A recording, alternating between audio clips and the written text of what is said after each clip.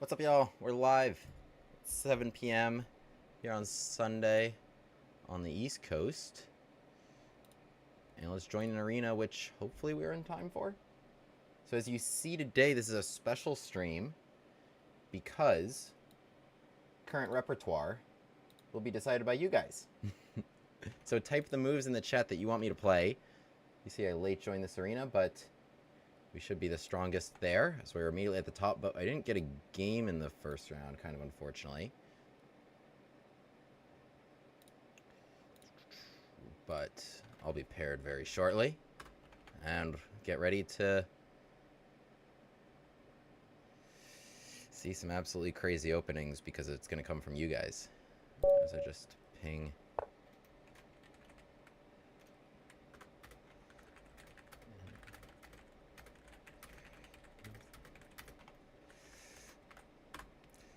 Okie dokie.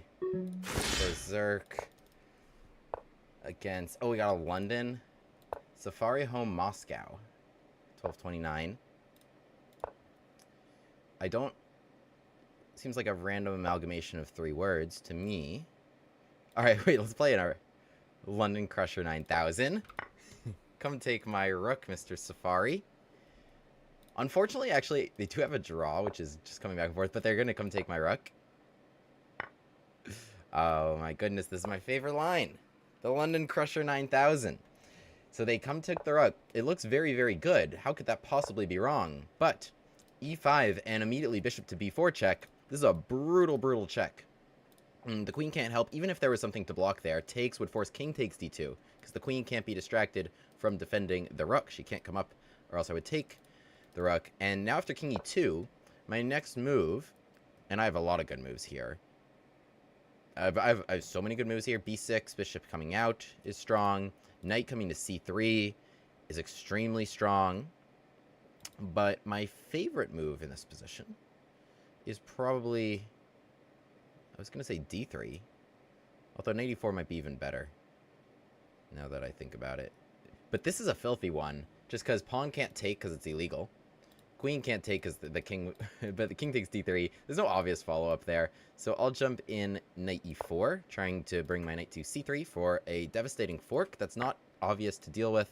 And clearly it wasn't obvious to deal with because my opponent did not deal with it. But that's not the reason why they lost the game, is because they didn't see knight c3. I mean, they lost the game because they have no development in this position, and their king's on e2, which is even worse than you might think. Because there's, like, the pieces being behind the king is really bad. It is very, very frustrating. So we'll try to finagle our way out of this. Knight c6. Let's just take this. Alright, Gambit glasses come off. Seems good. Is it good? Maybe knight c6. Yeah. As you can see, I'm very decisive today. Let's just go d6. No nonsense here. My knight was hanging. I wanted to bring this guy into the game. And I was thinking maybe like check and mate kind of situation, although the bishop would guard it now. So let's just do a check and rook g8 kind of situation. What is up, everyone? Oh, wow. Screwtude, Jose Raul Capablanca, Max Adamisco. Hey man, been watching your videos for the past month or so. Playing your game is like Yan Yan is the best fun I've ever had while playing chess. Thank you, you're a huge inspiration. That's so sweet.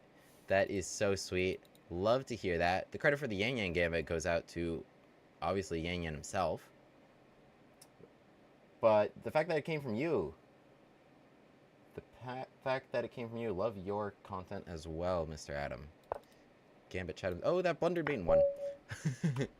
This line is great. This line is great. What can I say? The London Crusher 9000. Nobody knows it because I invented it.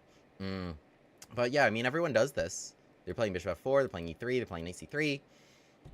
So, like, yeah, we come out here, we take the pawn, and then the idea of, like, c takes d4, and then immediately just e5 bishop b4. What I also love about it is that it's so simple.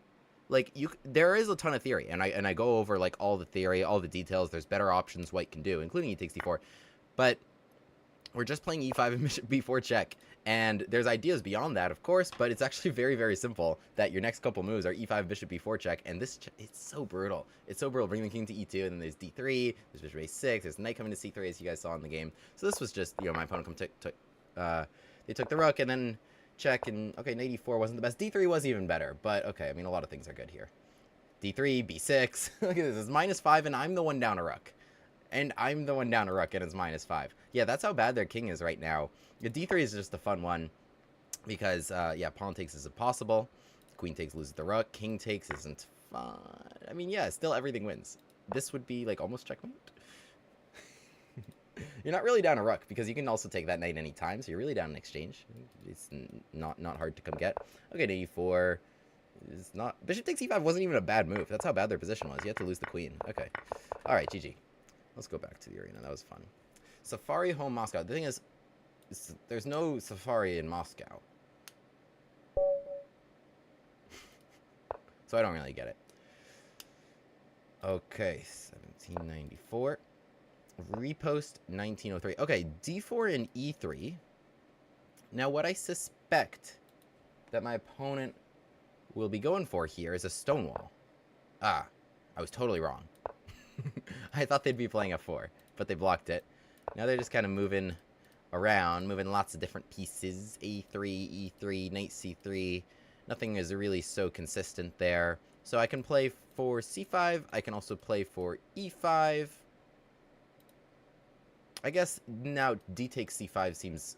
They're actually pretty well prepared for maybe hanging on to that. So let's play this with d6. And I'll try and play e5, consistent with my little King's Indian setup. Seems cute. There's a3, h3. Okay. I mean, I'd love to do that. But okay, they're probably playing e4. So I'm not going to play rook e8, then e4, then my rook should be on f8, right? I want to support e4 somehow. Knight c5. Play knight h5. I think my knight h5 is then g4. And then I kind of look stupid, so I could just come back. Alright, let's play knight c5, though. I think this trade is good. I'm pretty happy with that as a concept. Obviously, I'm threatening e4 right now, so they should probably play it themselves. George Trout, $10 donation. Great chess, great content. Thank you so much. That is so nice. Much appreciated, sir. And I realized I've been blocking the chat box this whole time. I now just moved it here. Guys should be able to see it. Okay, let's now play knight h5. So we're doing some smart King's Indian stuff. Channeling our inner Daniel Naroditsky. Because our knights now look good. This guy can trade off on d3 at a moment's notice. And so f5 seems to be well within our grasp, as I'm willing to parry that with f6. Because this pawn wants to come to f5 anyway. And also my knight now is looking at the f4 square. So here comes bishop e3. Now if you want to take that, I'm fine with it. So these are all kind of reasonable moves. For now, let's keep it... Well... They're all pretty reasonable options, to tell you the truth. Alright, let's just capture, and my next move... Pawn takes is interesting. My next move is f5. As now, this is the main King's Indian breakthrough. The pawns in general will point to the direction... Oh, we just trapped the bishop. Okay. We just trapped the bishop. Thank you so much. Hello to everyone, and best YouTube teacher on peace, activity, and development. That's so sweet, because he's more than just a Gambit player. He's more than just a madman. No, that's so nice. Thank you all so much. Knight takes f4 is just an added bonus, because these are both unprotected. Not easy to deal with that, unless you can get away with that. No, it takes... Thank you, Mr. Raul Capablanca. Alright, we've got a request for the Leela Gambit, which I do know by name. So the Leela Gambit, which is already on my channel, would be b3, e5, bishop b2. I'll just play it. I know that one by name anyway. Leela Gambit. Knight f3. So, yum. More good times are ahead. As now this whole thing is soft. I should be able to take f2 and win the game pretty shortly.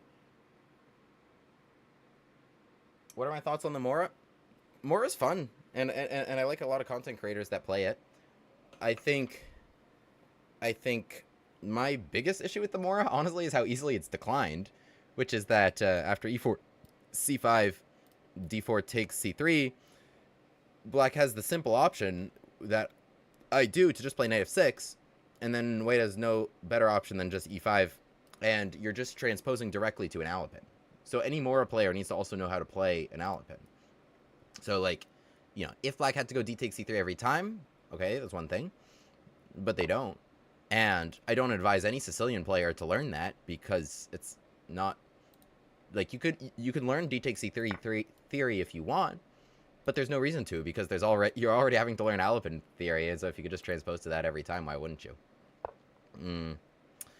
Like, almost, I think, yes, this is smart. So with this check, it forces king c2, and now the knight lands on e3 with our second fork of the day.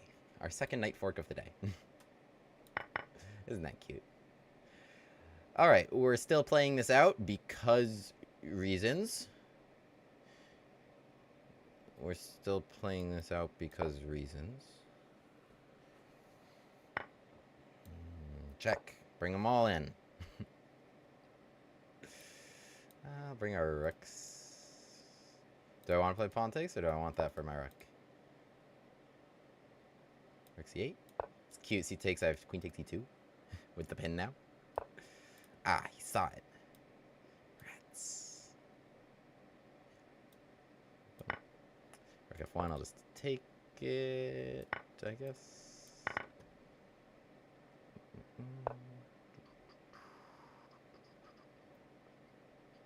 Why are we still playing this game?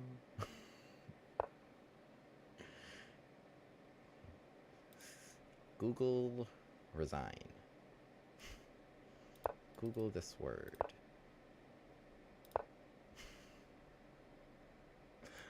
Sometimes I make myself laugh. I'm really not that funny, but I think I'm really funny. Really, the intended audience of all my jokes in general, in life, on stream, is me. If other people laugh, it's a great bonus. I'd love to see a Hector Gambit. So, Hector Gambit, I'll write that here, but tell me the moves. Hector Gambit. Tell me the moves. Hello, William. Would you play Scandinavian modern variation? Maybe, if you told me the moves. I don't know what that means. Scandinavian, but then, does that refer to queen d6? And if they defend the pawn with c4, I agree, c4 is not a good move. Because, yeah, e6 is playable, but also c6 is an even stronger gambit in that position.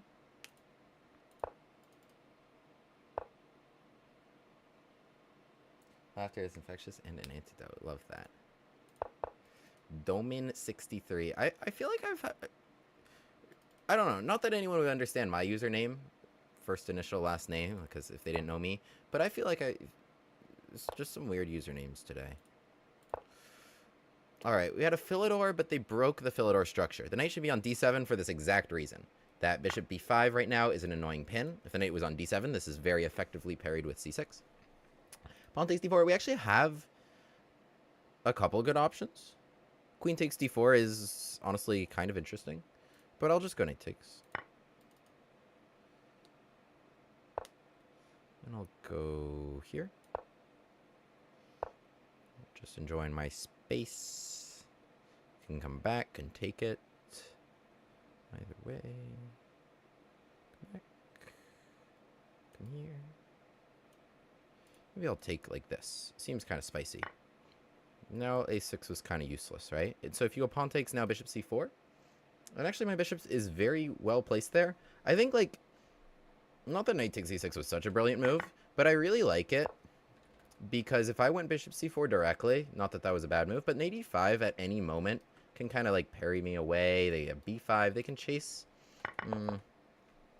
bishop e6. So they're making too many moves with the same pieces. They don't have good development, and I'm gonna try to punish that. Potentially e5 right away is interesting. What I'm thinking right now, so if I castle and they just go like here, and then I just go like here, and they just go here, they're going to be able to castle themselves. But I want to make sure you can't castle yourself, right? I want to make sure that these are not your next 3 moves. That's what's going through my mind right now. How can I make sure these are not your next 3 moves? So, something with like this break, right? That's my only real break or anything to attack, kind of. Otherwise, hard to make a threat.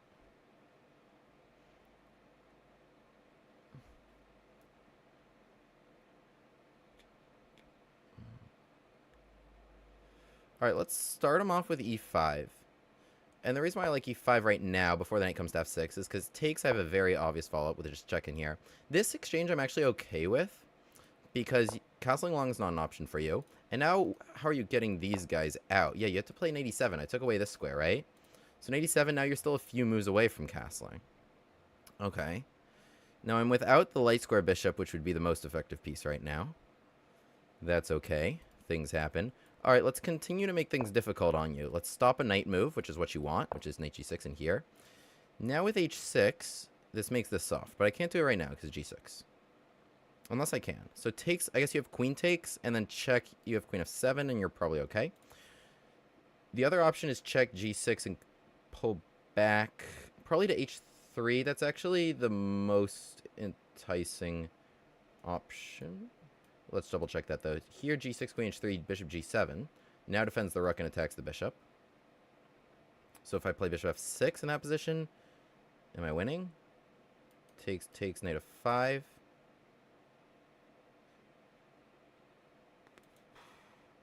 Maybe not check yet. Bishop h4. The other question that's begged after bishop h4 is what does black play? If I would just stay simple with this.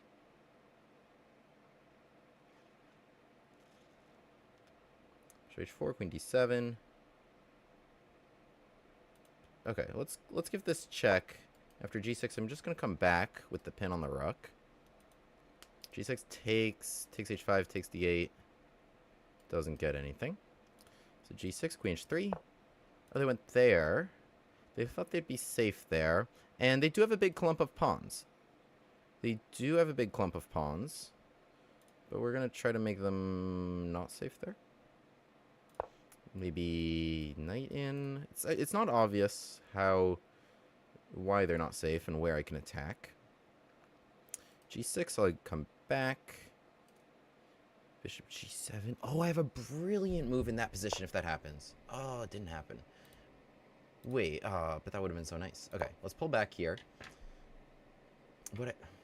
Okay, the move was in this position. If the queen were still on d8, I would takes and rook takes d5, and then I'd be winning the queen.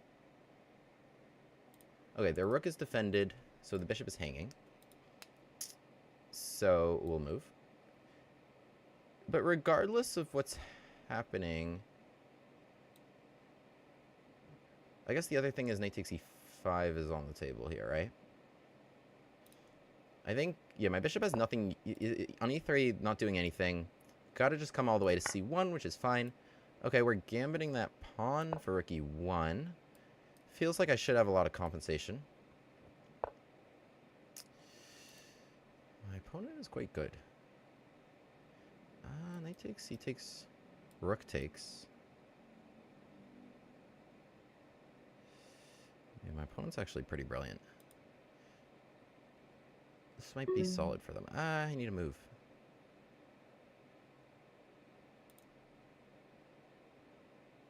I don't know how I get through.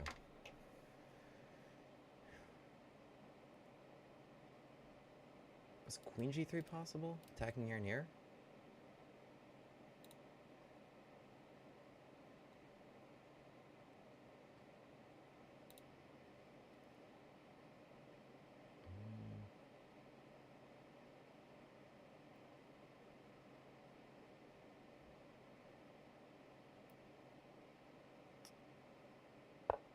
Whoa.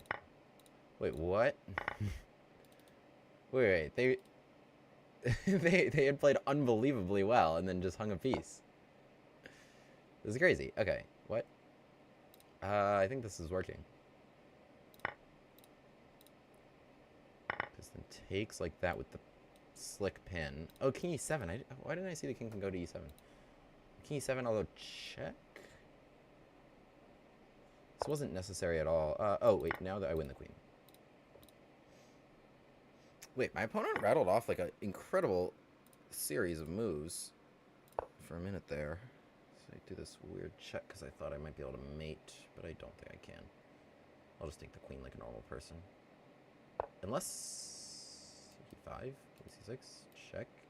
Yeah, wait, that is mate. Wait, no, it's not mate. I thought it was. Wait. I'll have to revisit in a second.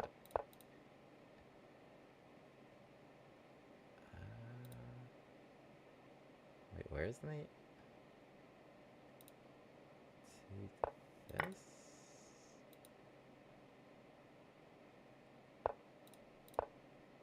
Okay, now we got it. Okay. Wait, what?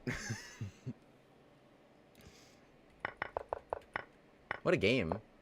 Alright, so things are starting off very good, and I'm like, this will be really instructive. Great position, got a big development advantage, forced some awkward things by my opponent. I missed that. Oh, knight e4 right away. Oh, that's filthy. Knight can come in, because taking is impossible, because there's no knight d5, because that's pinned, so the queen will fall one way or the other. Wow. Didn't see that at all. d1, queen e. No, my opponent was just... I was always doing well.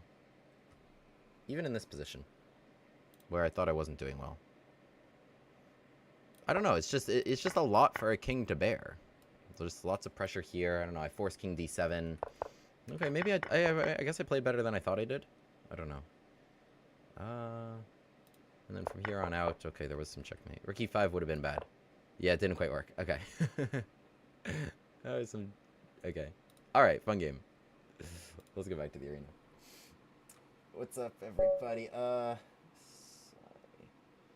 It takes e4 is tempting.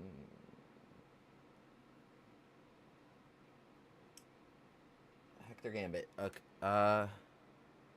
Wait. Hector Gambit, e4, d5, knight c3. Okay, I'll copy that. What did you guys want? Hillbilly Gambit. Please tell me what that means. Oh, Vienna. Oh, I just saw that Vienna Gambit with knight c3. My bad. Okay. Put that in.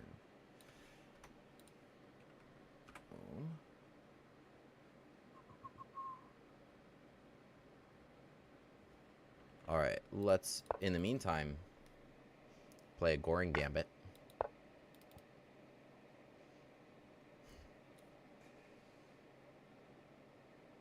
Alright, I'll play a Scandi. So, let's write e4, d5, ex, d5, and f6. Just make something there work. So, black repertoire. Alright, white repertoire. So, I'll just concite... Yeah. Counsel? What did I mean to say? Consult. I'll consult this.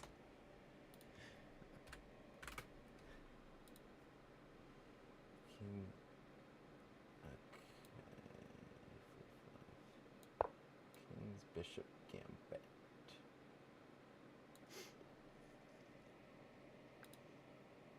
D5. So this is why we play the Goring and not the Danish.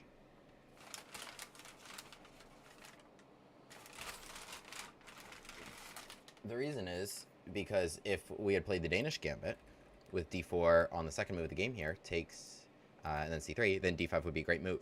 In this position, I have bishop d3 as an option. Oh, this is a fun line. E takes d5 in this position. They don't really realize that that's an option. CB2 they could play, and then we can really sacrifice a lot there. Knight takes C3 is a move, and I'll only be down 1 pawn, but let's be down 2 pawns. This is a tough position to play for black if you have never seen it before, and no one's ever seen it before because no one really knows the Goring, which is why another reason why it's the best.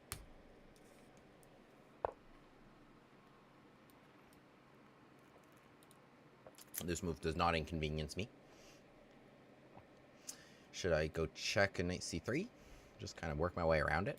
I think the issue with check is queen e6. However, then queen takes c2. That's kind of nasty.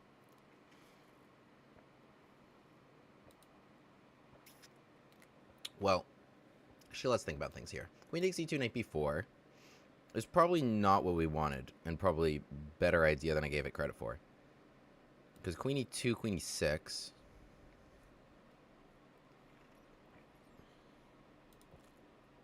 If I check right now on queen e6, queen takes c2, knight b4, trying to get in rook e1, but I don't have the time. So let's say, okay, but it's still better that I got their queen to e6, right?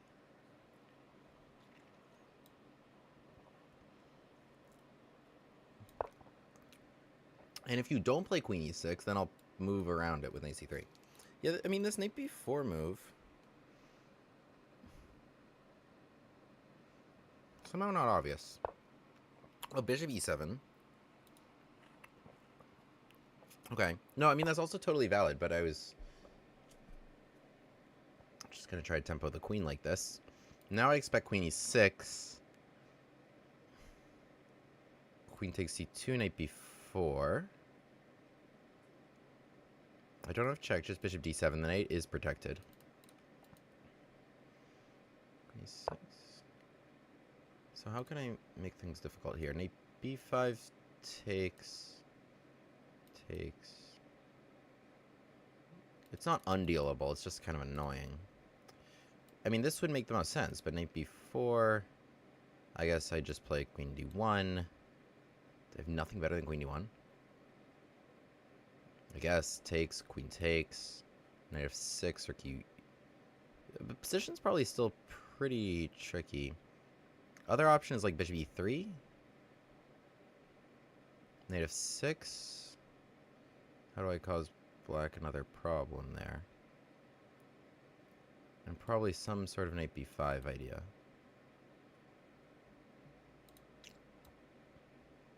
This is interesting. Just stay down as many pawns as possible. Refuse to take it. Keep developing. I just didn't want knight b4 and that getting traded for. Although, maybe not the worst idea. Because I would still have rook e1 in those positions. I wanted to hear like knight b5, right? That's my idea. So this is annoying. Knight d5, I wanted to hit it with bishop c4. And keep this as annoying as possible to defend. Right, queen leaves home, we want to hit c7. So now, okay, they got to spend that tempo with bishop d6. Now they're going to try to rearrange a little bit. So, like, if I play knight g5, queen e7, they got to stay online here. They got to stay online. So how can we exploit this?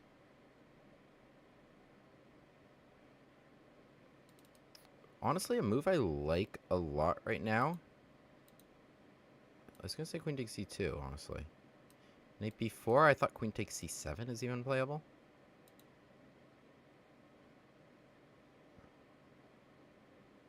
Knight g5, queen e7.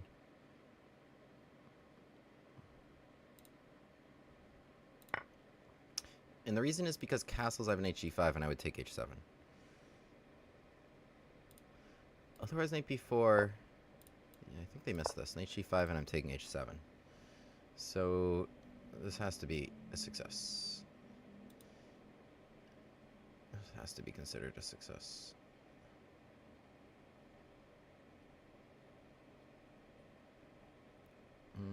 Do I want to take... Probably by bishop? Or maybe with the knight. No, probably by bishop. King h8. That's surprising.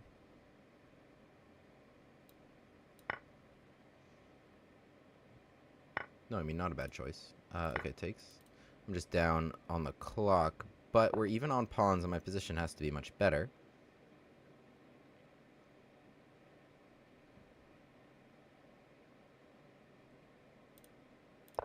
Can I just develop? All right, even on pawns. G6, I was considering, but I think they just get fried down this diagonal, right? Okay, just simple queen b1. Got to stay on that with the queen hit. G6, also, bishop takes. It all has to be good. So, yeah, I mean, they were able to escape the middle, but not without that brutal hit knight g5 and taking the h7 pawn, which can be very important because also now rook d4 is actually a really strong threat. Even if it wins a piece, but even if it didn't, I'm still probably my choice because I want to get here. But g3, knight takes h7, rook h4, potentially good, but also not really necessary. Let's just come here.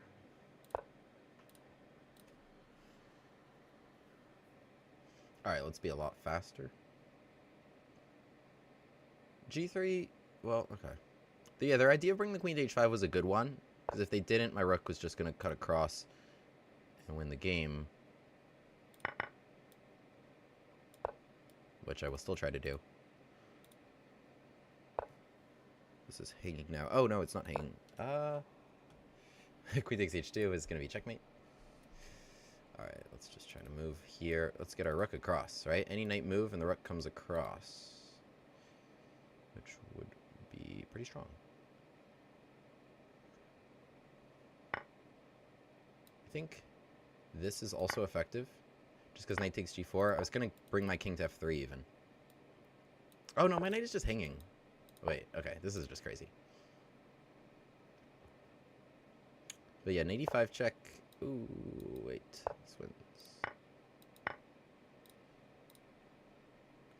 Queen is dead.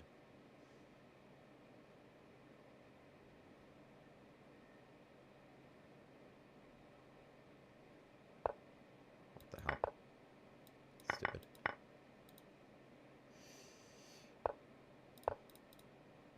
I'll just checkmate you on the back. Nice. Okay. GG. Fun one. Fun one. Weird one.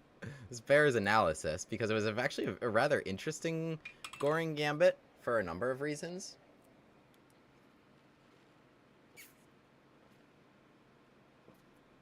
How often does someone you're rating blunder? Well, you're about to find out. Probably a number of times. Yeah, 3 times in a game.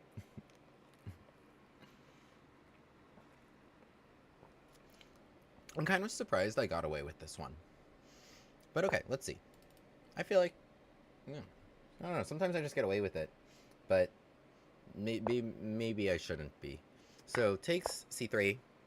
This is the Danish, but improved. Because the big difference you see here is that bishop d3 is an option. This was what I was touching on during the game. If we play just d4, pawn takes d4, c3, there is a very easy way out of it, which is d5. And with d5, like either, okay, so things are trading, knight f6 is a move here, queen takes d5 is a move here, and it's just kind of like complete equality. Of course, the lines you're going for, and any Danish player is going for, is like this fun stuff, take, here, okay, take again, bishop takes b2, we sacrifice 2 pawns, right, here, this is all really, really fun stuff. Queen b3, we can attack f7 right away, Bobby Fischer, even Paul Morphy, there's so many beautiful games from this. But black doesn't have to just like give you this very nice attack. However, when we play it in this move order, it's harder to find a way out. Number 1, d takes c3 is still the most common move, bishop c4, and actually the inclusion of knight c6 and knight f3, knight f3 a move we need anyway, helps us because this knight c6 is not directly useful for getting their king out of the center as fast as possible, which black needs to do if they're down a ton of development. Knight f3 on the other hand is an extremely useful move. So already this is a very nice version of the Danish Gambit that we have that they can transpose. The point is that if they try to play this move d5, which is still not a bad option, now we play bishop d3 as you saw in the game, the difference is if the knights were still on g1 and b8, right, but first we played, right, in this position, first we're playing knight f3 and knight c6, now we're doing Danish things, but, you know, the knights are off their starting squares. The big difference is now if pawn takes e4, bishop takes e4, we're eyeing this. So knight f6, you can imagine in this position, we're just down a pawn here, and our bishop is under attack, and we just kind of have to move it, and then black is up a pawn and is going to develop a castle very easily. However, we have a great option, which is takes, and then castles, and then again offering this pawn, or, you know, pressuring this guy. It's actually not easy at all for black to get out of this, as is detailed in the full Goring Gambit video. But the point is bishop takes e4, yeah, we are immediately looking at that knight. The other point we have is that in this position, we have a spicy option, which is e takes d5.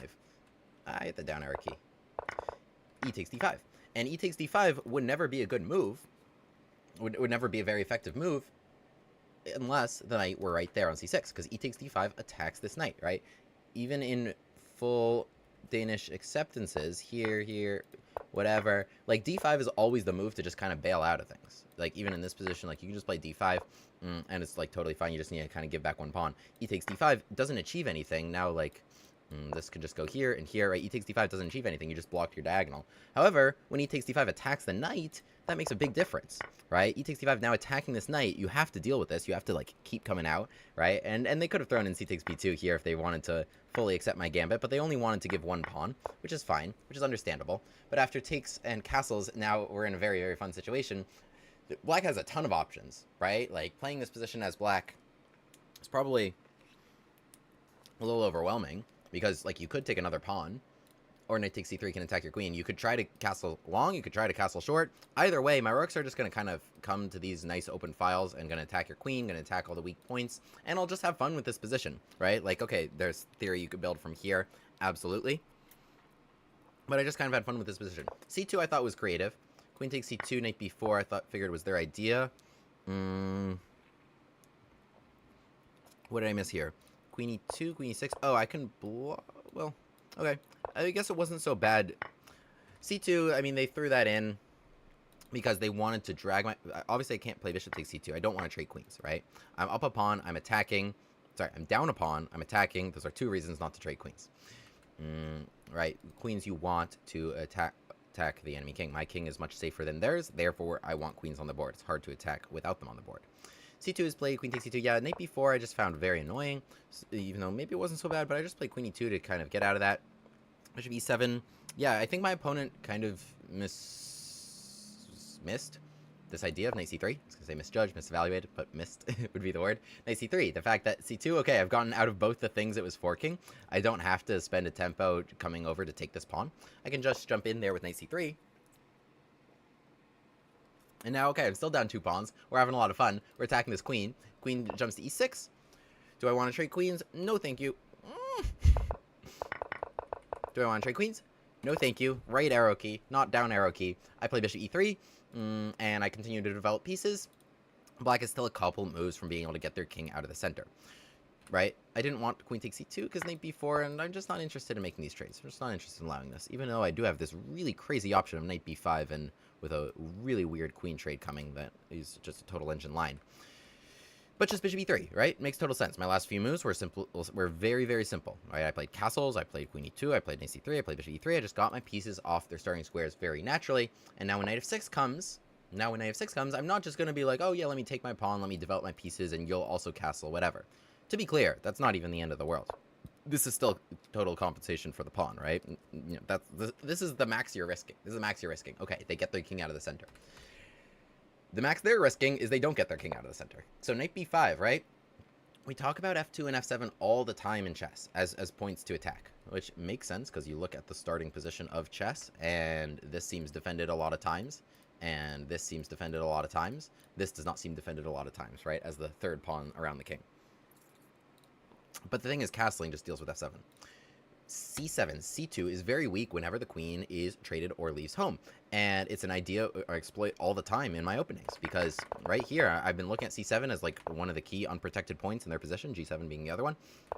And it's the only unprotected thing, but now with knight b5, suddenly it's a really annoying question. How do you deal with this? You can't ignore it because it's still a fork, even if the king isn't home. How do you deal with it? How do you deal with it? Knight d5 looks pretty natural, but then bishop c4 brings just more problems. It's another pin that you have to deal with. And yeah, knight takes c7 is going to be still very much an option. Or even without taking on d5, just knight takes c7 right now. So not knight. So, I mean, the queen can come back, but then, yeah, bishop takes c2 is what I was thinking about. And then the rook will jump to d1, attack the queen, who's defending c7. More and more problems all over the place. My opponent opts for bishop to d6, so moving that bishop once, moving it twice. And now I have the very pleasant option of queen takes c2, which is playable now because I didn't think knight b4. Yeah, queen takes c7 is a very fun move here. Lead with the queen, and we're going to cash in. We're going to make a nice trade there because we trade queens because that is hanging. So it's not really a great option for black. But now with queen takes c2, right, we're using targets all over the board. We're using targets all over the board. First of all, castling has to happen right now if you're black, because rook e1 is going to be brutal. There's nice targets all over that open file. The thing is, when you do castle right now, I have more targets in the position, which is now knight g5 and grabbing... Oh, okay, first I made that trade there. And grabbing the h7 pawn. And here Right, just using, I mean, I pestered the queen a number of times there, knight c3, there, like, I was able to use the queen's position, even though my opponent kind of did a number of smart things, I was able to use the queen's position to my advantage, and I just kept thinking, how do I stop castling, how do I stop castling, how do I make development as difficult as possible for them? The fact that they had to play bishop e7 and then bishop d6, the fact that they had to move their queen a number of times, and then even in this resulting position, castling still has a pretty important concession, which is knight g5, attacks the queen, right, before they can play h6, and then suddenly adds 3 attackers there right on h7. And it's because I have nice active pieces that this is working, right? So just to demonstrate h6, I don't think they have time for this move at all because rook e1 is extremely strong. Castling, even if here, so even if you're not losing your queen, right, the king is away from there, I have like nice discovered attacks kind of all over the place. So, castling, I mean, it's hard to recommend something much better, right? Okay, you can make another queen move, but you're still going to be running into more problems when my rook moves around. Okay, castling was played knight g5. I make that trade there, and so obviously now we've reached a new stage of the game where the pawn count is equal, and I took off my Gambit glasses around here, although I didn't have a ton of time, 57 seconds to a minute 40. It's a pretty interesting position. It's much better for white, without a doubt. I have a bishop pair, right? I have 2 bishops for a bishop and knight on the board. B, my development is better. C, I'd say my king is safer. Yeah, I mean, I have very simple moves here, just like rook d1, just rook d1. Why wouldn't you play rook d1? These are the 2 pieces that are actually doing nothing, believe it or not, in spite of all my open files that I gloated about. Targeting a very weak pawn as well, and also introducing the idea of, like, yeah, their king is unsafe. I mean, I like their choice of queen g4, to be clear, and I didn't really consider that much during the game. Their king is unsafe because if I get, like, a rook or queen here, that could be really brutal. That could be really brutal. I took away a pretty devastating pawn. This would be compensation, but it's not even compensation because I took a pawn. We are actually even in pawns. Right? So, and I really have no major problems in this position, but I sure gave myself problems. So knight b4, I played queen b1. Better was just queen b3 and giving that. Because rook d4, I guess this knight is hanging, and then potentially rook h4. So I got a lot on the way here. Okay, that's fine to miss here. So the knight comes into d5. Credit to my opponent. They're totally still kicking, right? Don't lose immediately, right? Okay, they got a bad position. You can survive from a bad position, but you can't survive from, like, rook e1, like, winning your queen and king. So they still got out of the center, even if it was at some cost. So here, knight b4, yeah, this was a nice maneuver. Knight d5, okay, now you're putting pressure on the bishop, who's defending the knight. You're making me answer some questions. Fortunately, I have this nice move, rook d4, hitting the queen. And now here's where things started to get a little sloppy because, like, my time was quite low. The tactics are working for me here. I mean, that's a huge advantage, but that's a huge gap. You see, that's a huge gap between the first and second move, and it's what we call move value in chess. It's what you try to maximize on your opponent. The most important thing isn't necessarily the advantage, but it's also what's just the evaluation, but it's also very important. Move value means the distance in evaluation between the best move and the second best move. And that's a really, really important thing. It's a really important concept to understand. For a number of reasons. Number one, this is how you should be governing your time management. If the move value in the position is low, if you just have like a really chill position, kings are safe, whatever, nothing crazy is going on, you're just deciding should the rook go here, should the rook go here, right? You can imagine that in that scenario, looking at the Stockfish evaluation, you know, best move plus 0.3, second best move plus 0.2. Don't spend too long on that. Don't spend a high percentage of your time in a situation where the move value is low, where the gap between the best move and the second best move is not high. Try to imagine maybe what Stockfish might be saying there. However, in a crazy position, and this takes some sense to, you know, the first thing you ask yourself, is the move value high? takes some sense to figure out, is the move value going to be high? This is going to be one of those situations, though, that you can see, because there are tactical elements in the position. If you think that the move value is high, that there are tactical elements in the position, that kings are unsafe, that there's craziness going on, that is when you need to spend lots of time. That is going to be the decisive moments in the game. And that's right here, where I did not have the sense to maybe find a tactic that's hard to spot in real time, but of course in retrospect is pretty simple, that actually knight takes f7 is working very, very well. Because rook takes f7 and now bishop to g6, and we're going to win that rook whole. The queen cannot defend to recapture there and get 2 pieces for the rook. Queen takes f7 being the other option, which I think should lose pretty decisively with bishop to g6 and rook h4. Although it's actually not so obvious why they're immediately losing. I don't know. Something. Some sequence here. This is pretty difficult. Pretty difficult for 41 seconds to find that knight takes f7 might work. But it's a situation where there's tactical elements in the position, and kind of if I do nothing, then, okay, I mean, a lot's getting traded there or getting traded here. So my opponent did very, very well here to cause me problems, right? This knight b4, knight d5 maneuver, bring the queen to h5, attack my bishop, causing me some annoyance, stopping my obvious rook h4 idea. This isn't easy. g3, right, just to support my obvious idea, is not a good move, because, I mean, I guess for a number of reasons, but the one I was looking at during the game was they can just put something on g4 and stop me from getting across. So, a tricky situation here. I think well defended by black. I played here bishop f5, which was just a disaster of a move, and I think now you guys kind of got a sense of just some time scramble stuff. But knight takes e3. Again, it seems simple in retrospect. I don't know. They took the bishop that was defending this knight. Now I lose the knight. Oh well. I did not come up with something so sharp there. Better was just bishop to d2, hanging on to the bishop that was defending the knight. But then some big trades come in here. Right, which is why black is doing okay. Very well defended by them, but they missed that. They're playing near g6. So trying to maybe cut my queen's access there. Maybe bring the king to g7. I was pretty... Yeah, so now this seems obvious, taking in here. With the queen cut off back. So, but in the game, I took on c8. Just kind of a slew of blunders here as our times get low. Oh, I just realized you guys can't actually see the times. But...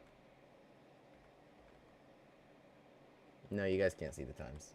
Whatever. They say 17.9 for me and 58 seconds for my opponent. What ended up happening in the game is I eventually got my... well, just trading blunders. But eventually, we got our king up and we got our rook over to h1. It actually wasn't even rook h4 in the end. It was this rook. And the beautiful thing about a pin is that the queen can never get you, right? Even something as effective as queen takes f2, no matter how good it is, it's still illegal. Love that. So, yeah, the queen is stuck, and from here, yeah, my opponent gave some spite checks, but we won this game. So, a very interesting battle out of the Goring Gambit, and what I love about this, very, very much, is that my opponent really tried to not accept my gambit. They tried to play d5, and they tried also to not take on b2. They tried to just get some normal position, and there are ways to do that, right? I covered that in the video, right? Bishop g4, this kind of unnatural move, rather than developing anything over here that you're going to castle towards, is actually a pretty good move for black. But they really tried to decline my gambit, but we still got a really fun position that we could just kind of attack from and have a lot of fun. And I probably should have managed my time better, but crazy one there. Anyway, play the Goring Gambit. Check out the original video for full repertoire. Subscribe. Thanks, y'all. Glad y'all enjoyed. Alright. What's going on, guys? Got a King's Gambit request.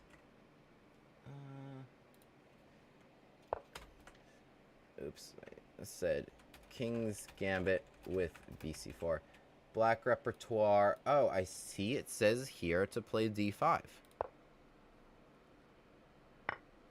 And knight f6. Check. Okay, my opponent did something lame and just kind of... Yeah, this is why I don't really do this. I think knight f3 is just a super solid move. Does it make any sense to play c6 or e6? Probably not. I don't know what I would have. The pawn.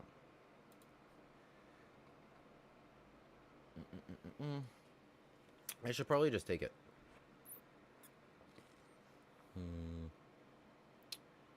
Maybe I'll play here first, just kind of see what's going on.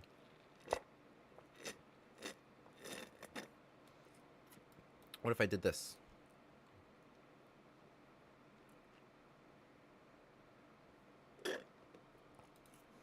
Semantics.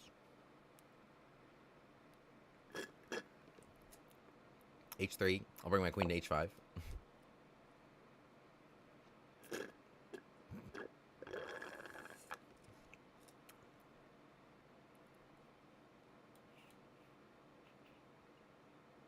Well, what if I just do it now for fun? H3, I'll take it.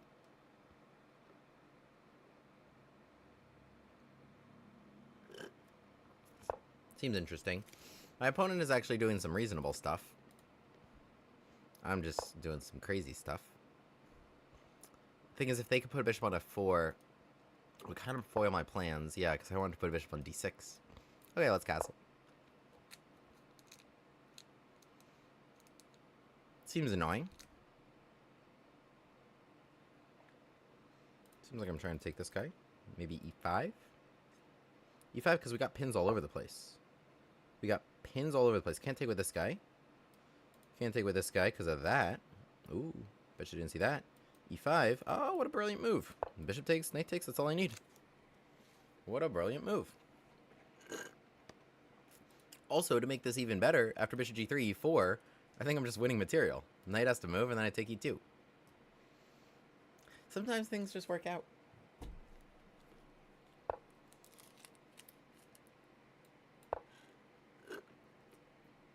Was opening rocks. My opponent was pretty reasonable and is already completely lost. I don't even think I did it right.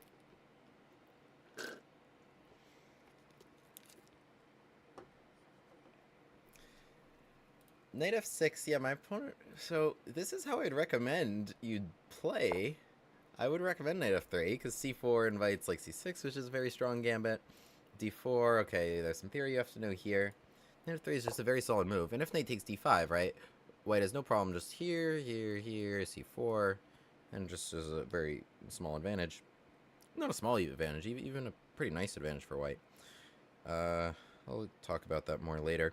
Knight d2 actually does nothing to force me to take on f3, but I might, because it just seems mean to not do that.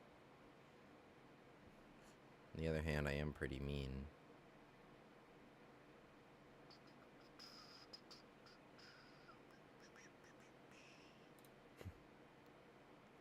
Alright, bishop d6. Just leaving this. Just let you sit and watch that. My evil plan was rook takes and rook come across somehow. Because otherwise this guy is kind of defending everything I'm looking at. Oh, okay, okay. They got sick of my shenanigans. I respect that. So they want knight takes d5, knight takes e4. Let's take this here. I think d takes e6, I was going to go takes f3. And then try to checkmate on h2. So I think you should recapture. And then, okay, I'll probably just play rook takes d5. D takes e6, interesting though. Takes. You have to not get checkmated, so like h takes.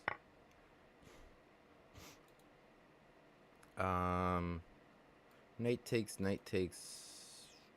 No, let's just play here. Knight d4.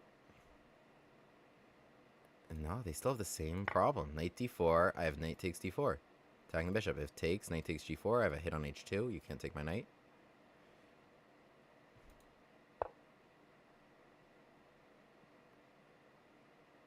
Well, a number of good options in this position, such as takes and e3. But this seems fun. Rook takes d4. Intriguing. So takes, knight takes. The fun thing about that, yeah, is we're hitting h2.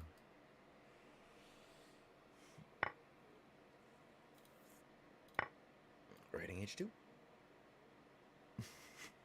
All right. Go this gambit. We're going to cross it off our list. H3. So it's hanging. Should probably do something about this. I have a fun move, which is check.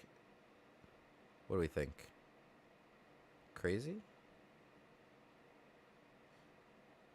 Seems interesting. I could just go here. We would trade queens.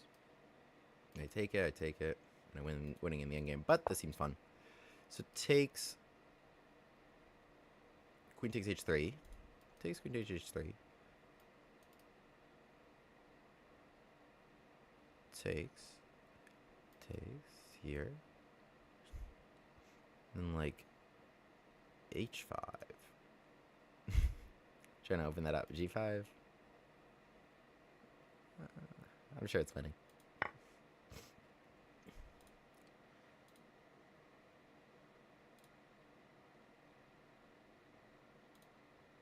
Okay, take the rook.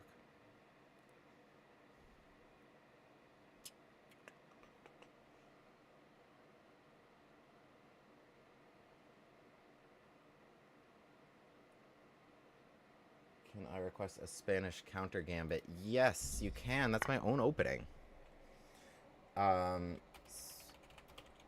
If that means what I think you're talking about. Sorry guys, I'm just trying to stay up to date with everything you're writing in the chat while also playing. I mean, it's crazy how many options I have in this position. Take seems very good, but I should probably just win the knight, right? Like this. Just leave this stack here. I don't even know how that stack came about. F2 was also fun. F2 would have been the most fun move. I don't know why I didn't play F2. King takes, and then like, okay, just here, win the knight. King E2 to defend, but then I've got another guy.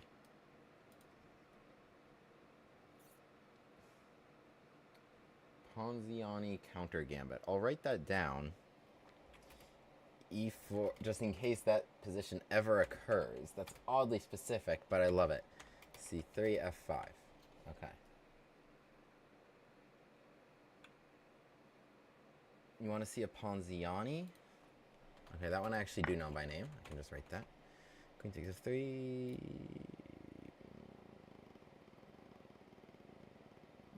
How do I take?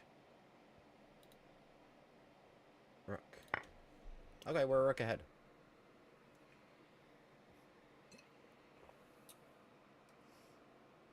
Thank you so much for all the compliments. Lepanto opening. I will copy all this text.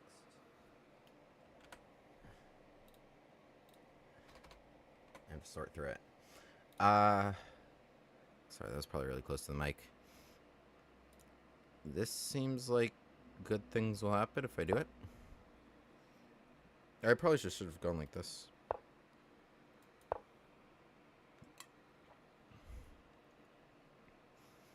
Like, check, king goes there, and then this rook seals the deal. I just want to see if they do it. Obviously, I have rook d8 before or after taking the queen.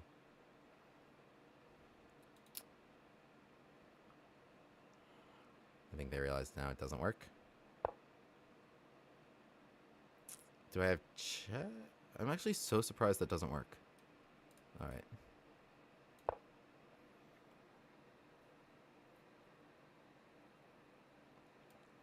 Fate. Yeah, that's me. Rook fate, king e2, and queen d2.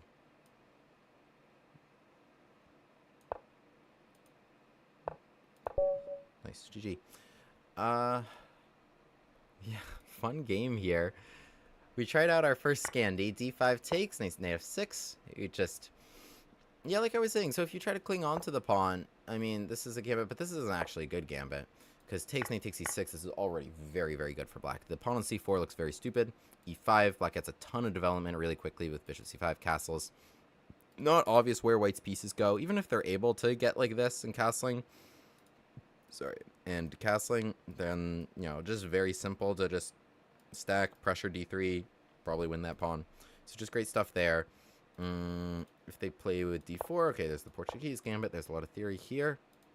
Just played it like this, using some ideas that are from the Bush gas of just like, yeah, okay, the queen shifted here without even being nudged, just pressuring this way. h3, I'm not sure this would have actually worked. Yeah, okay, it doesn't actually work, but it would have been something I played. Yeah, the key is like, yeah, even if it's knight h2, okay, knight h2 isn't the most effective move.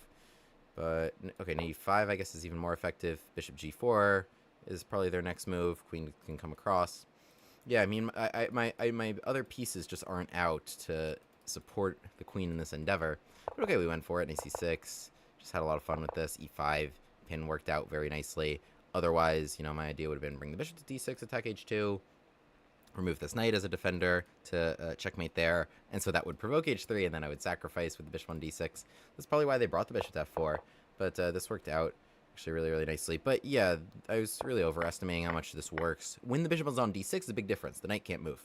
The knight can't move. Here, the knight has some good options, such as knight e5, and I guess queen d3 or bishop g4, and my attack should not be enough here, especially, you know, if bishop g4 comes with check.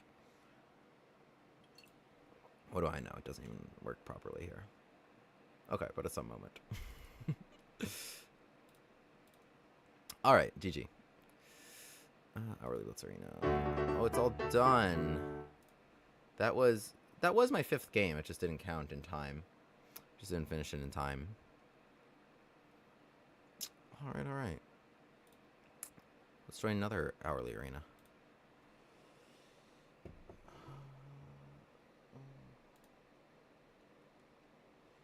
Darkwing, Dr. Paradox, hello.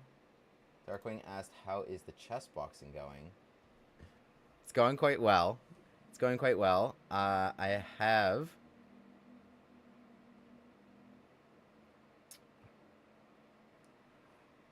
my first, well, not my first, but a big event on April 19th at Gleason's Gym, where I was at earlier today, training chess boxing with my Team USA teammates. For those of you who don't know, I will be at the Chess Boxing World Championships in Serbia in September for Team USA. And I intend to win. I've been boxing. I've been training that. Obviously, my forte is in chess. So if we just do all right in the boxing, get back to the chess portion, don't get knocked out, should be able to do all right. Easier said than done. Okay, wait. Consult the repertoire.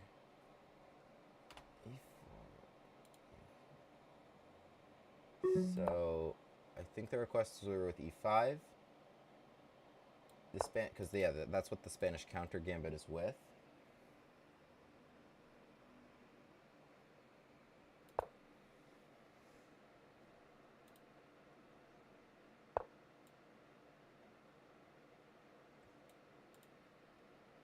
Bishop c4. I feel like I should still turn this into a gambit of some kind.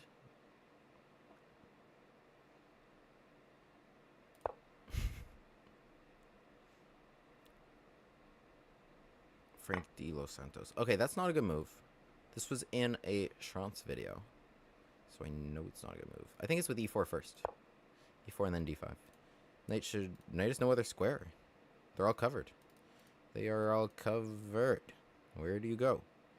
Queen e2, just d5? Or queen e7? Yeah, knight g1. It's just going to be super pleasant. I just play d5. Bishop moves, and I take it. Trade. Yay. Wow, that was gorgeous. That was gorgeous. Whoa, I made the text box too big.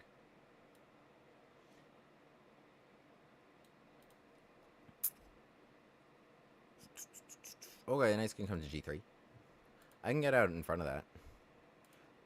You know what would be getting out in front of that, though? Well, okay, if the knight comes here, knight g3, bishop g4 is beautiful, but I feel like I kind of blocked the queen from doing queen things.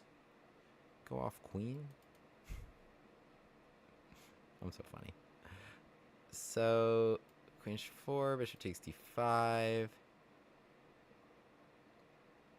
Bishop c5.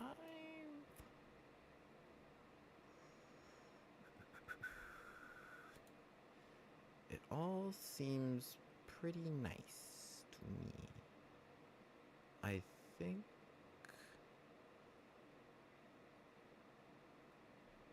Wow, I'm just kind of overwhelmed with all my choices here.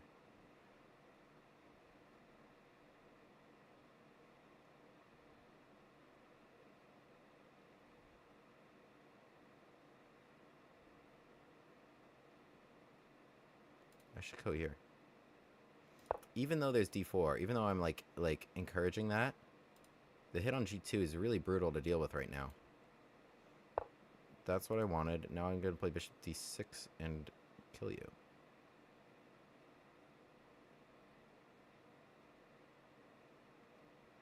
Although I should be precise about it. Maybe this first. It's d4, queen h5. c3. Just like bishop d6, right? Bishop d6 first, d4, queen h5. Let's go with this. Yeah, knight g3 is kind of what they needed in all cases, and now with that pinned, it kind of sucks. So this hits the queen. Let's shift to h5.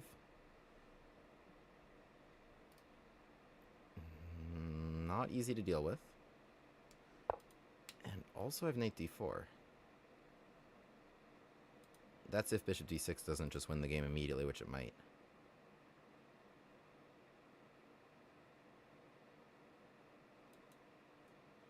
Bishop d6, h3, take h3, take. So let's. This is also maybe even a good move. Knight d4, knight c3, knight f3. It's actually really quite compelling. d4. Just trying to get them before they can even do anything.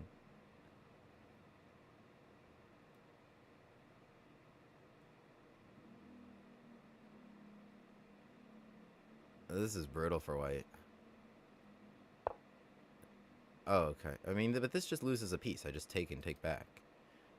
Honestly, potentially it was their best option. Should I play queen h4?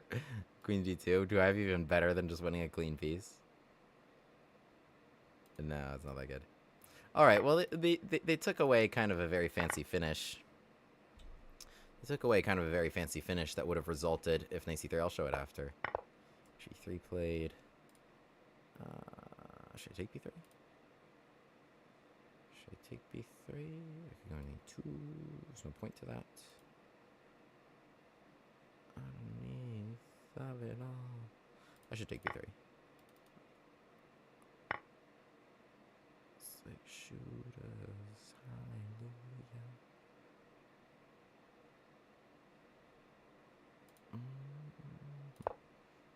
Okay, we're just up a clean piece. I just looked over the chat. The first thing I saw was a Jerome Gambit request. It looked for a second. So we'll have to do that. We will have to do that. I took on f3. I mean, there's just nothing the bishop can really do to me.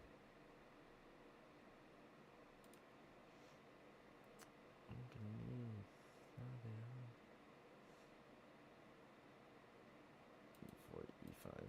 So these are kind of competing.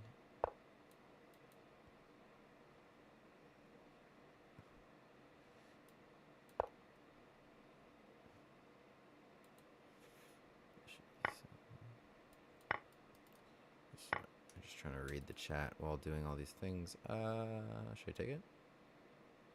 Just go here.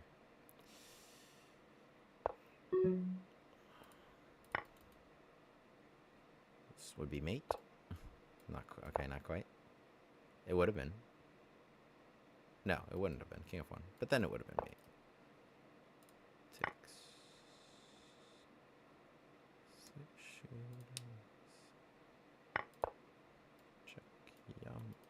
Take my pawn.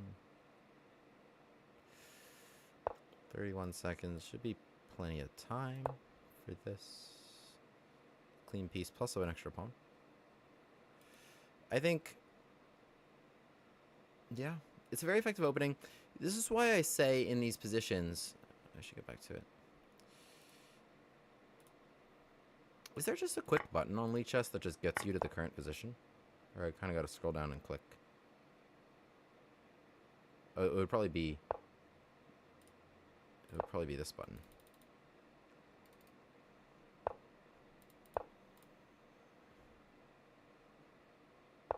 Yum. Nom nom nom nom nom. Nom nom nom. Nom nom nom. Nom nom nom nom nom. Nom nom nom nom nom nom nom. I'm hungry. I will eat all your pawns. Give me more. No, don't take any of mine. We're not trading here. I just want yours.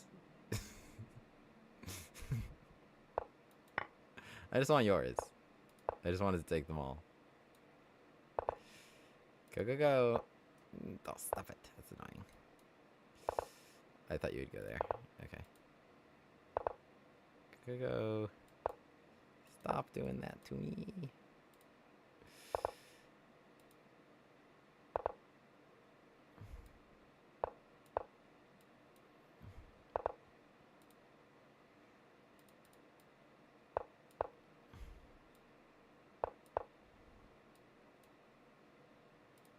King C3. Good move. Go, go, go. Oh, wait. I had better. I just check. Just check. Check. I'll eat them all. I will eat everything. I'm hungry today. Don't run away from me. Don't run away, please. Don't run away. Okay, GG. I don't know how I took everything in that endgame. It's pretty crazy. But okay, F5. Yeah, in general, I mean, the best ways to deal with Vienna's, King's Gambits, blah, blah, blah. Everything you see here with F5 is just don't take it. Just play D3. Please, please, please play D3. And, you know, if they, then, okay, the pawn's just on F5. And the point is you play Bishop C4 and you just play D3 after that. Make sure you get the bishop here and then you play A3 so that you can keep it. This diagonal is really annoying. Keeps the king in the center. King, king, castle, as long as you control that. So that's pretty important, and then maybe you can punish the king for being in the middle. Once you get your king safe, okay, then you can open the center a number of ways.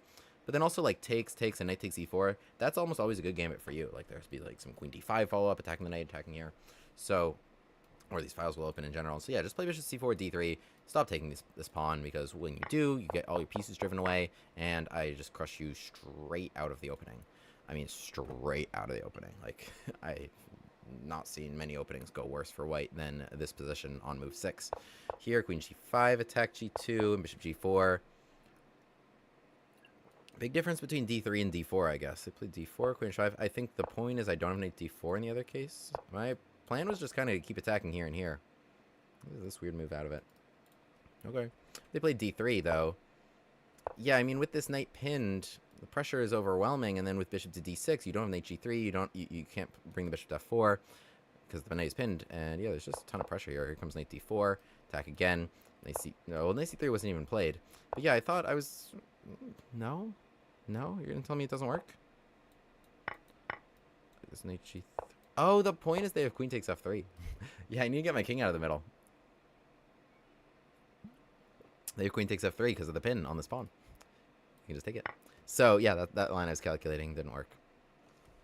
Okay, well, good thing it didn't happen. I just took the queen and went up a piece. Fun one there. Went full homelander on him.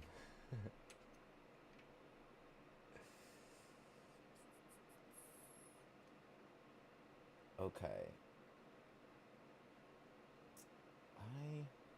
I am overwhelmed with the requests.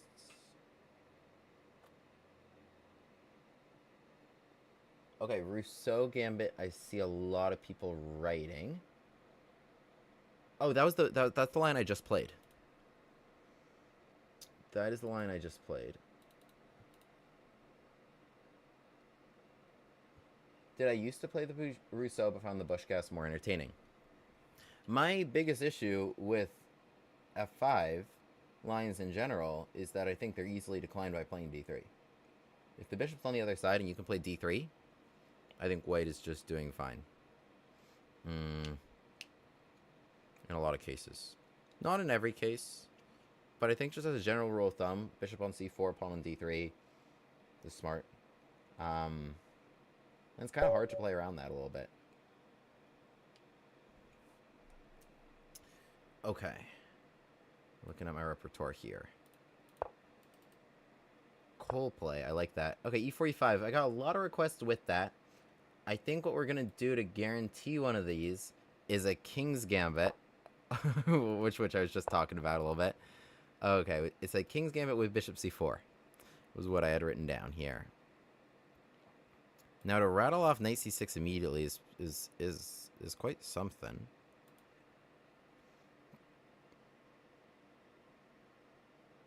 The point of bishop c4 is that you take the check on h4, right? You play king f1 and then hit it. Okay, let's see what happens. What I also like about the Bush Gas, I'm not trashing the Rousseau or anything like that. I think like those can be fun. A lot of people do take it. So just to be clear, like I don't think it's bad. I just think there's ways to deal with them. Let's try to do something fun here. Let's gambit this pawn that they want to take with like knight c3. Just kind of seemed appealing to me. And then d takes c3. And then we kind of got a Staffordy Bush Gas kind of position, which I think is fun. Okay, so they played d6, but the thing is, d6 without the bishop on c5 is a big difference. Now there's no consequence. I can castle whenever I feel like it. You didn't take any space here. This bishop's actually bad. So big difference. Also, what about just going right after it? It's not really my style. I also think the issue here is like bishop g4, like without the pawn on f2 to be able to play f3. Then I take this, and then my queen is trapped, or I have to come back or something. So I'm not going to do that. Because if I castle the bishop g4, it's probably a good move. Right? Maybe? Bishop g4 is probably a good move no matter what I do.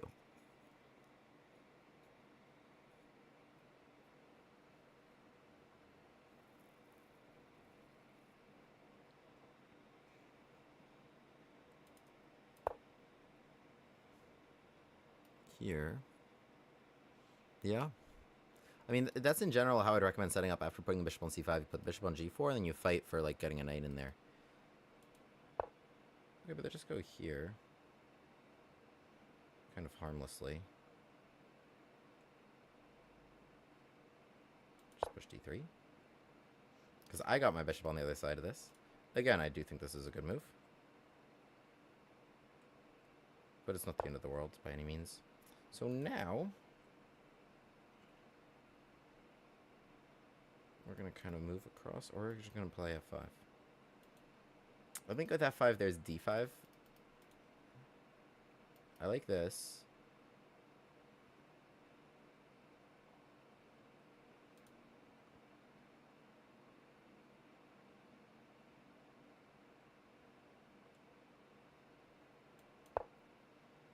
f5, d5. I think if I were black, I would take it so that I could push d5 next turn. Because if black lets this kind of all stay locked, I think the attack starts looking pretty nice for white. Bishop g4 now without the pin is kind of inconsequential. Maybe now push f5.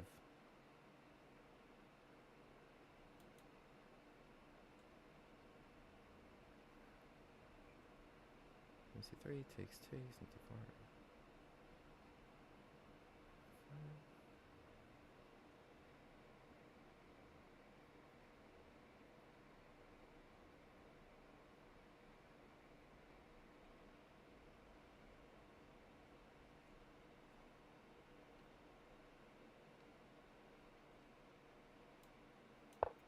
Just keep this knight out of here.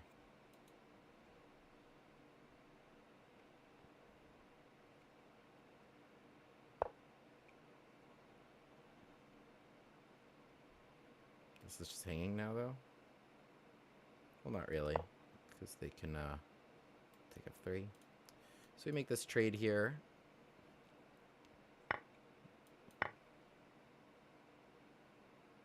If they played d5, it's gonna try to move it away somehow. Just kind of hold this. I like my pawn on f5 giving me the king side to attack with. My next ideas were here, here, and here. Okay, I can play b4 if I really want them to take. Not sure I'm that desperate. b4 would really make him take it. It's d5 now. I mean, I was never going to take it to begin with, though, so it's fine. My idea is simple. It's here and here, and trying to attack h7 now.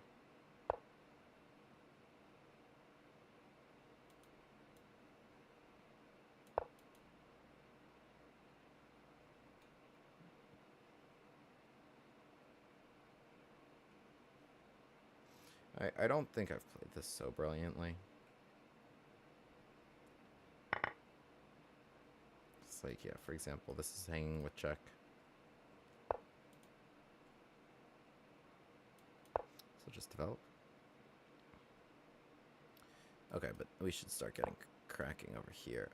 Because, yeah, now Queen should have been on h4 so that I have bishop takes h6 in this position. Okay.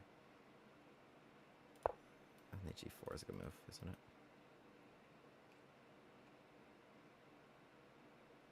G4 is annoying. I really wanted to dodge that trade, but I can't. Bishop h4 would have been all fine. But there. Really? Takes. I'll just put it here.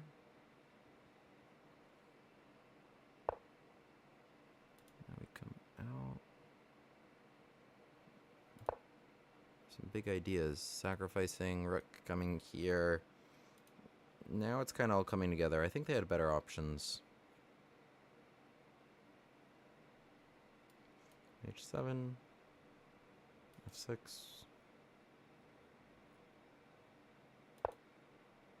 Okay, let's just come here.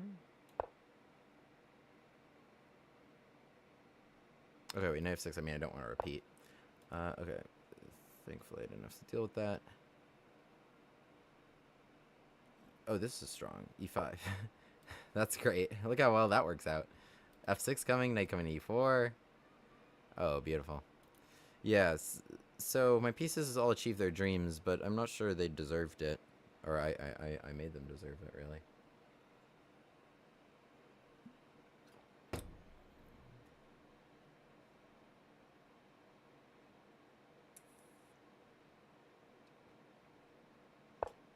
Ralph's on Gambit. d4, e5, knight f3, knight 6, d4, ex d4, bishop b5. This is an idea of knight g5. That is interesting. It's d4, bishop b5. Bishop c5, knight g5.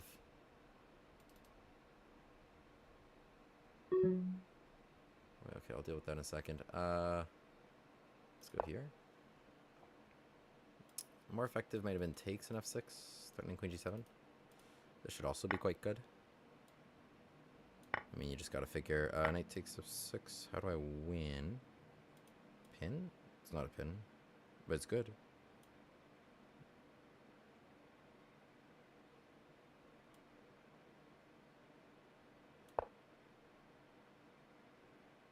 Was that smart?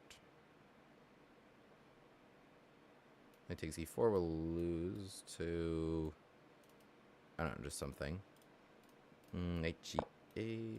Well, this also loses, right? Here and just mate. Nice, nice, nice. Okay. Yeah, interesting game. I want to play knight c6, which I guess is a line. I think, yeah, the point is to play f5 in this position. Is that true? Or d5? You can play anything really against the king's gambit. Almost any move is valid. White is not even threatening to take this pawn because of check and take e4. So, which will be even worse in that resulting position if the queen attacks everybody. But, yeah, an interesting one. I mean, I just kind of went here, developed, brought my queen around. Position wasn't so phenomenal. Probably should have just made that trade so that there were no d5 ideas anymore. I don't know. I just kind of really like the idea that I had buried that bishop. But yeah, with this queen e1, queen h4 idea, okay. I mean, there's ideas of attacking on the king's side. Open file, diagonal, pieces here. Can generate something. In the game, I sort of got something, but it was very messy. Yeah, this was already bad for me. Ended ended up working out somehow. I got an f5 and then e5, and then it all flowed, attacking their king. I thought it was clever. I don't know. Okay. Whatever. Interesting on there. I want to watch you play against Jerry from Chess Network. Who's that?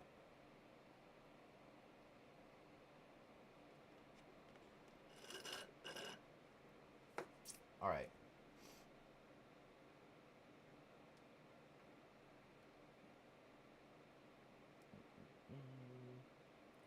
I love that comment. You went full Homelander on him.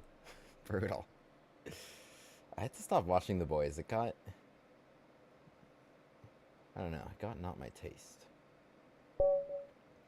From Adamisco Sock, what's up? I dare you to play the Gandalf Gambit. How do I play that? Tell me the moves again. E4, E5. Okay, I've got a number of requests here.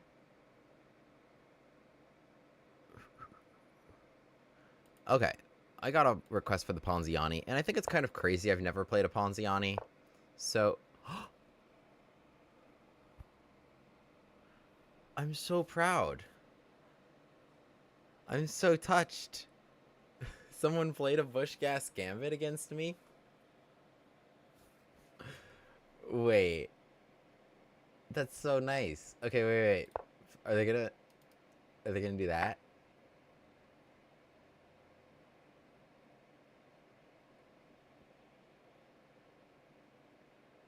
What? Just what? My mind is blown. What's going on?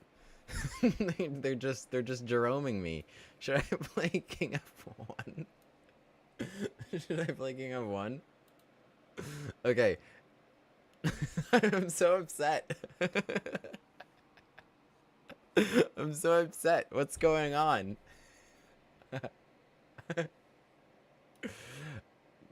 Okay, move your... If I go here, will you move your bishop? Will you move your bishop, sir?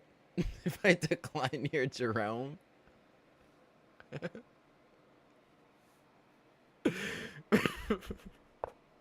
No! No, you need to move it.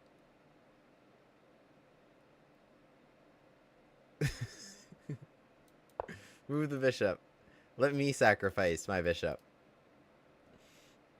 I wanted... this is so unfair.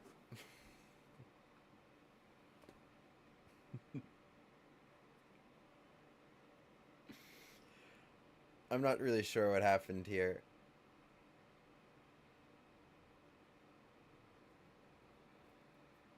It was gonna be a Bushgas Gambit. And they're like thinking. Guys, what? My mind is so blown. Alright, the only way to defeat the Jerome is to counter Jerome.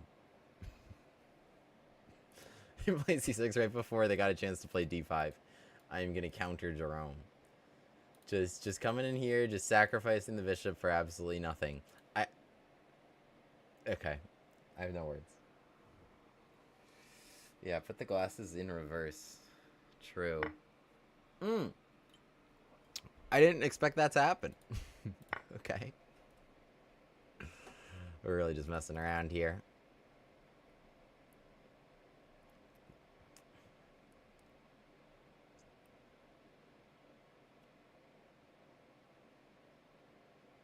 So, obviously, like, to be clear, obviously, white is extremely winning after king takes f2, and black has less than 0 compensation. Like, white also has a better position with pressure here and here and a very simple manual castle. But I just, like, I don't know, wanted to keep the energy of the Bushgas going a little bit with king f1. Okay, I play king e7. I guess I should take my material back.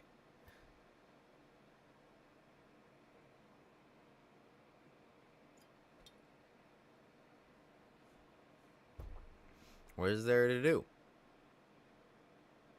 Okay.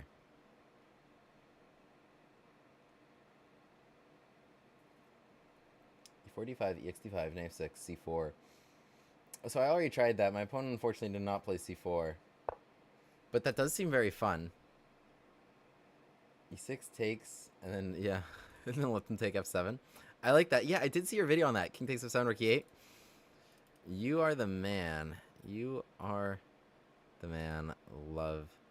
I love that sort of content. It's very novel. Yeah, big shout out to Adamus Gosak here. Okay, don't play bishop E3. Play king E2. Weirdly enough, my opponent does have compensation for the piece, for the pawn, rather. Well, I mean, it's because of the awful way I played it.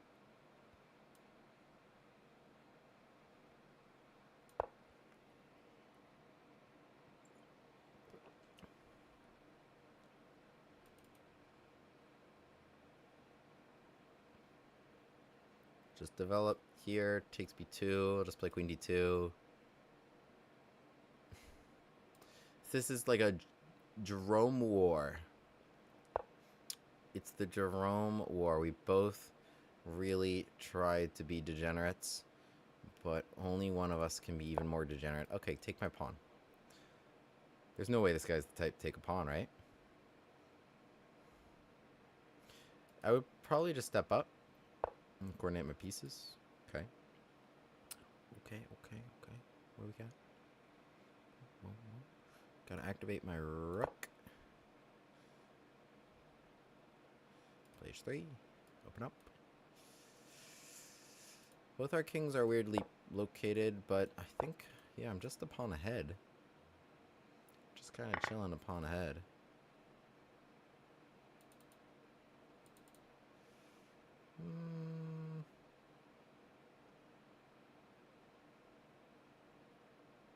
If I can make him move, then I would achieve my dreams. No. It was not to be. Tragic. Let's go up.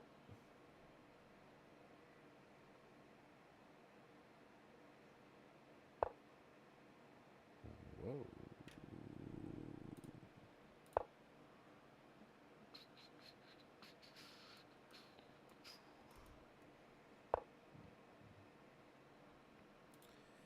I think your opponent got that off Kaspachev, who's been advocating a form of the Bush-Gas Gambit that includes some dubious lines, such as the one...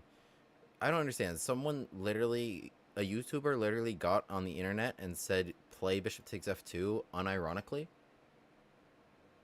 Is that what I'm hearing right now?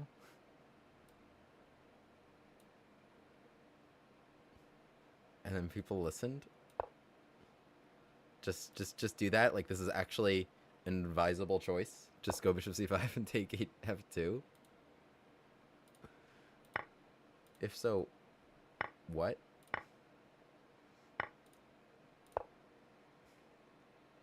That's crazy. There's a lot of garbage out there, but that is something else.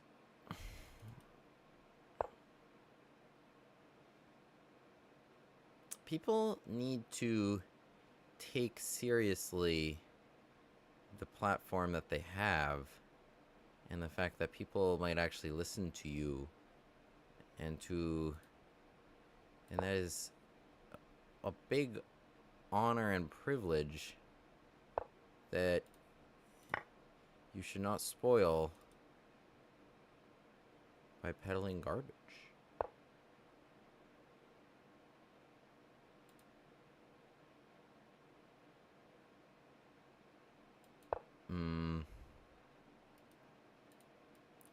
And that means when you give opening recommendations, it is incumbent upon you to address all of Stockfish's top recommendations and all of the most common options for the other side, and to say what you recommend them to play against it and what the evaluation is going to be. It's a pretty simple litmus test. Do you actually address what's going to be played?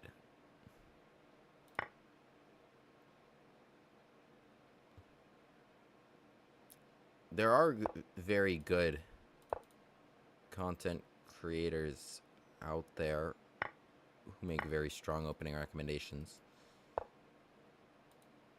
There's also some that'll just be like, just do this. Or, you know, win in 7 moves with the England Gambit. Obviously not addressing the top continuations for the other side. It's good for clicks. It's not good for chess.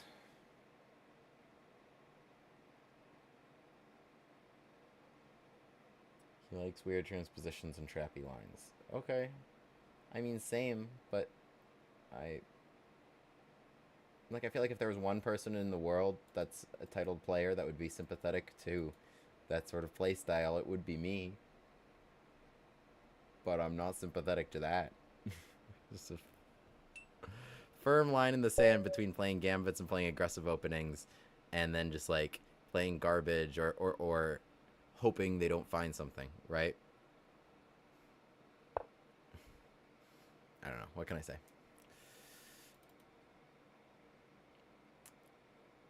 Big, big difference. Okay.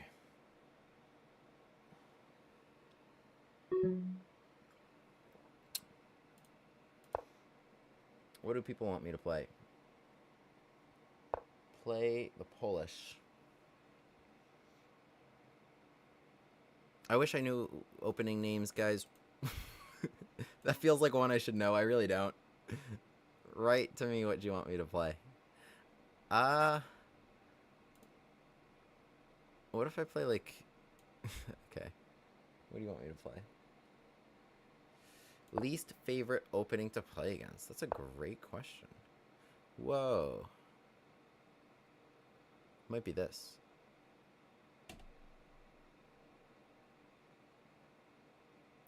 How do I not get mated and then deal with it? Oh, there's this move, knight c3, right?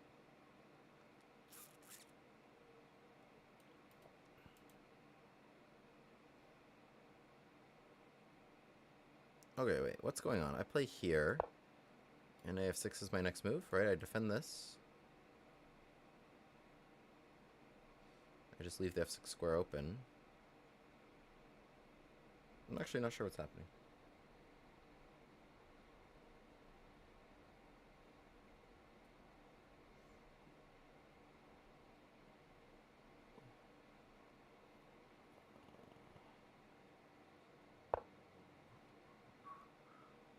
Knight c3.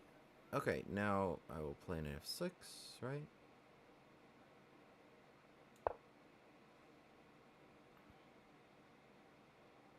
Some interesting things. G5. Oh, the queen just comes back to e2. She doesn't even stay on an aggressive post. Okay, so our positions are kind of the same. In fact, if I do this and this, then we have symmetrical positions, but it's like I'm white. Because it's my turn in that position. Right?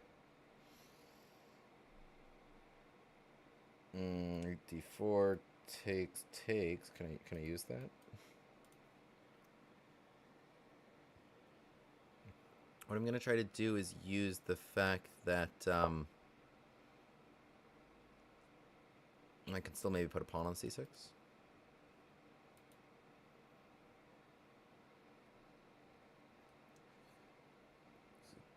Great line with... Okay, wait, I'll have to come back to that. If I play bishop g4 right now, I think my main concern is like h3 and then g4, and then they'll go the other way with their king, right? I could play this with just the simple knight c6. This seems more appealing as an option. Probably smarter. Plays with c6. Just control lots of squares.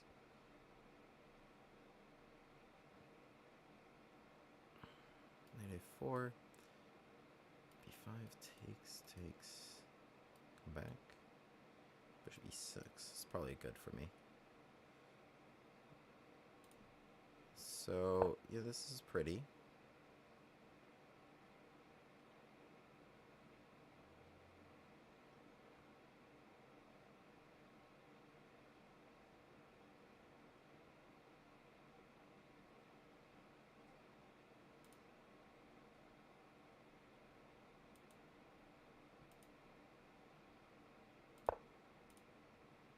Just take a lot of space over here.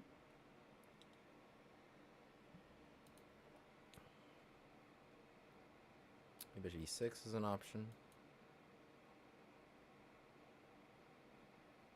Okay, let's play a5 first. a4. I don't think a4 was smart at all. Now my bishop will come here.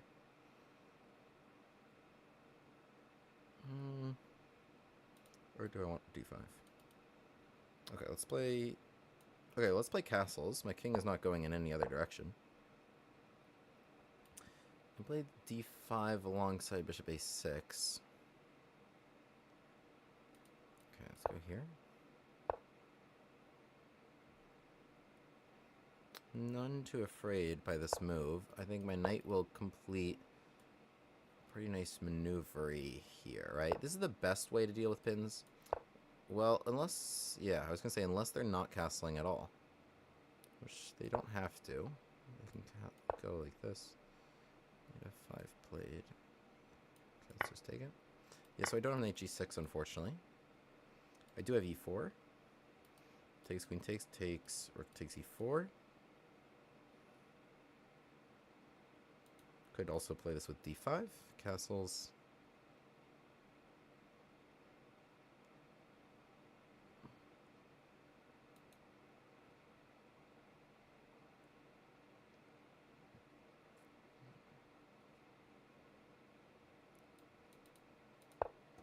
Let's keep stuff on the board.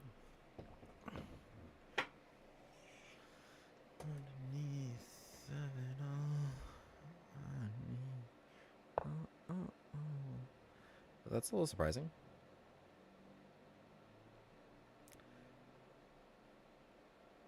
I like this. I'm actually fine with g takes f6 here. I think it's a very solid pawn structure for me. I don't think they're getting to my king. I think after king h7, rook coming over, I'll be very solid. Otherwise, they have questions about this. Knight takes e5, queen takes f5. Probably serious issues with this pin. So they play a move like g4, but then I was going to kind of... Alright, speaking of problems...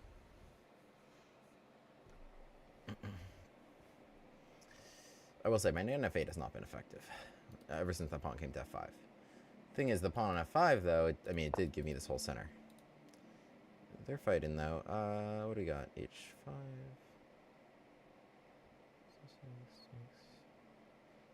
Alright, I mean, I'll just come here. Pretty low on time, especially relative to my opponent. I think, like, the most obvious choice is knight g5, making that trade. Let's not allow d4.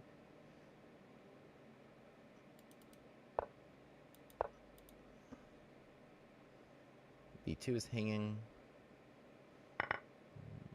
My rook should be on h8.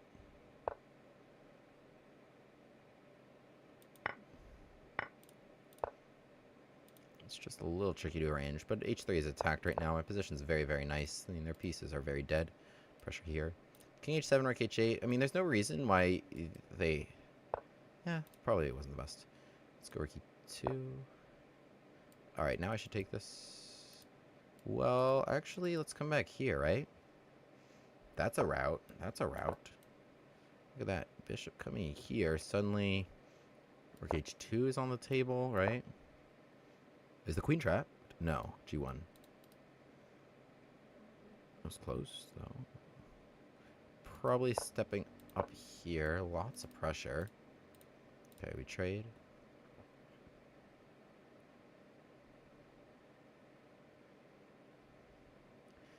But yeah, I mean, okay, they bundled up a little bit. Maybe not by choice, but they have, and now they're hanging on. The next move is probably an e4. Because if you take, it takes. That's probably a good move. Come in here. Queen c1. Then knight e4 is effective. Well, king g2.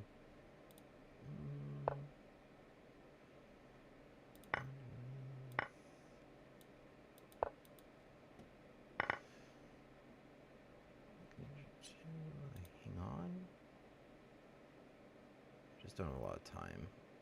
Yeah, I'm very tired. Whew.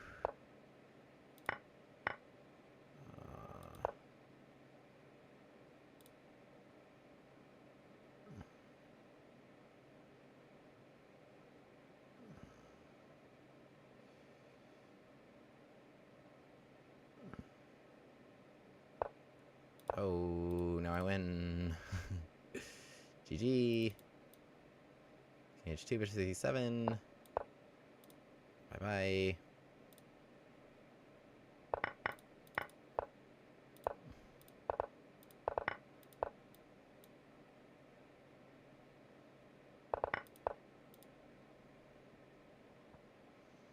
GG. Good try.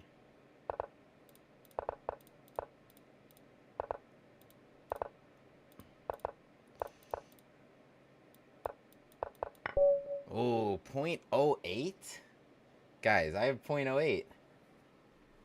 Look at that. Wait. Whoa, don't look at how messy my room is. I checkmate him with 0.08 seconds. I think we've won every game today. I think we've won every single game today. That was fun. That was a fun one. I didn't deserve to win. Well, I mean, my position was better the whole game, but here they play queen g2, and then all of a sudden they run out of squares. Check. You can't block here because of the bishop. Can't block here. I just take it, so king has to come here. And again, you run out of squares, which is kind of brutal that you have to play queen g3. I guess they did a good job trying to flag me, throwing in some nonsense checks. But yeah, in this position, I mean, it's not easy to defend, because if you take it, I take here with check, and I'm going to take a lot of pawns. Like, it's probably already pretty bad. Okay, -2. But, queen e2, I guess, need to be played. No, okay, you can go for this. And then, okay, try to take some pawns of your own, or try to give some checks. It's not easy to win queen and pawn in games, because the queen can always give lots of checks. But somehow we got away with this. Somehow we got away with this. I don't know. How do I keep getting out of these things? Look at the stats today.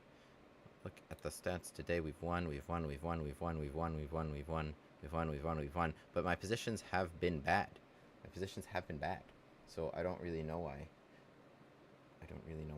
But I appreciate you all. I am tired. I'm very tired. And my chess, I can feel it declining. But I really appreciate you guys. If you liked the stream today, before you go, subscribe on YouTube. Would really appreciate that. And also, if you like chess, you like discussing all sorts of things, but you just kind of do it on your own a little bit, boy, do I have the place for you. If you're on my YouTube channel already, as you are. Oops. No, don't listen to me twice. Go here to the link tree. First of all, on the link tree that you'll find the whole repertoire, the whole Gambit repertoire that, you know, contrary to what I was saying before, is meticulously researched. Would totally recommend if you got any holes in your repertoire or anything you want to check out. Love this stuff. Click on it. Full repertoire videos will teach you how to play it and example games there. But the Discord is really what I was here for. I'm inviting you to join the Discord. Awesome community. Share your games, talk about everything with fellow Gambit chads, and you get notified when I go stream and post new videos. So do that. And what else? Yeah, big chess boxing announcement coming soon. I'm the Gambit man, but I'm also a chess boxer. Boom, boom. April 19th, I will have a big event. I'll be posting more chess boxing content. If you guys are interested in private lessons with the Gambit man, message me on Discord. I have a few openings right now. I'm working with a handful of you, but message me if you're interested in that stuff. Yeah, I gotta sign off because I'm exhausted. Yeah, and like the stream and all that great stuff, and I'll be back again soon. So subscribe, join the Discord, stay updated on everything.